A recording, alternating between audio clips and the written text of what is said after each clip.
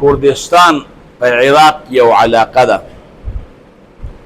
مولانا اشرف علي تانوي رحمت الله علیه لیکلی دی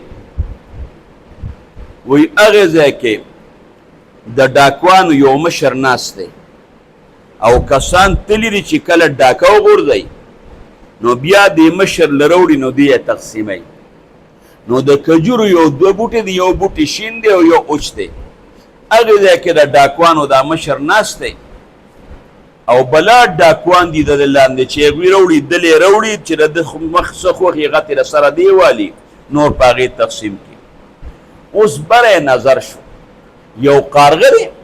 او هغه چې کومه شنه کجوره ده د هغې نه یو کجوره روشو کوي او په دې مخوکه کې وله زور ورکړي اډوکې ترې وباسي په دې پنجو کې کجوره ونیسي او په مخوکه زور ورکړي هغه اډوکې ترې وباسي او بیا د کجوره په خوله کې ونیسي او د اوچې کجورې د سر ته رانږدې شي هغې ته یې ور وغورځوي بیا هغه کارغه لاړ بله کجوره یې روشو کوله هغې له یې په دې خولې کې زور ورکړه د هغې نه یې ډوکې وښکه او بیا د اوچې کجورې راله او په هغې خولې کې د هغې کې یو لاندې یو سورې غوندې هغې ته یې ور واچوي دغه بزرګ د کردستان علاقې د ډاکوانو مشر هغې په انتظار دی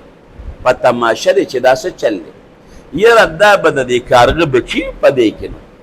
هغې ته به یې ورچوي چې کله هغه کارغه څو کجورې هغې ځای ته وغورځولې هغه پر شو ځان سره پړه کې سوچ کوي چې کجوره خو کلکه ده دا خو د کارغه بچي خوړین نشي بل په کار دا و چې کارغه بچي له خوله کې ورکړې وه دا د بره نه یې ولې ورغورځوي یاره تورېږه ورخېږم چې کله دې هغې اوچې کجورې ته وروخت د هغې اوچې کجورې په دې سر کې یو ډډ دی او یو غټ خامار اجدها پکې پرته ده او په دې سترګو باندې ړنده ده هغه اجدها او دا خولې وازه نیولې ده دغې وخت کې دې سړي ته پته ولګېده چې دا خو رب العالمین د دې خامار د روزې انتظام کړی اوس که دا کارغه لږ هم راښکته شي او دې خامار ته خړه پوخ که کارغه او مار خو د یو بل دشمنان دي یا الله که تا د مار نه الله سترګې واغېشتې پروردګار هغه له دې هم د کجورې په سر کې د رزق انتظام کړی چې کله ډاکوان رالل ورته یې ویې راشه دی بره وخېجې دغې ړوند مار له الله دغلته د رزق انتظام کړی دی موږ او تاسو به ډاکې غورځو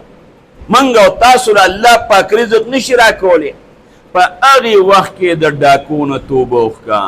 رب العالمین ولی الله د زمانې ته جوړ کړه ولی الله د زمانې الله هغه ذات دی چې ړوند مار لم الله د کارغه په ذریعه باندې رزق ورکوي ما او طالب الله پاک ولې رزق نه راکوي